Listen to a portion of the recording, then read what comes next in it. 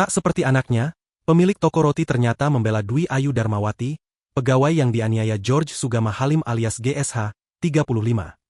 Orang tua GSH justru menarik tangan korban dan mengajaknya untuk membuat laporan polisi usai pelaku menganiaya pegawainya itu. GSH ternyata sempat mengadu ke ibunya saat korban menolak mengantar makanan pelaku ke kamar. Namun ibu GSH justru membela karyawannya itu dan menyuruh anaknya untuk membawa makanannya sendiri.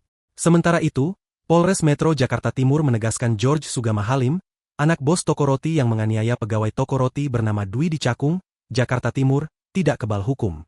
Dalam perkara ini pelaku tidak kebal hukum. Buktinya pelaku sudah diklarifikasi sebagai terlapor dan perkara sudah ditingkatkan ke tahap penyidikan.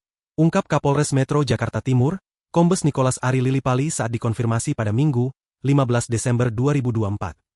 GSH juga sudah ditangkap di wilayah Sukabumi pada Minggu malam.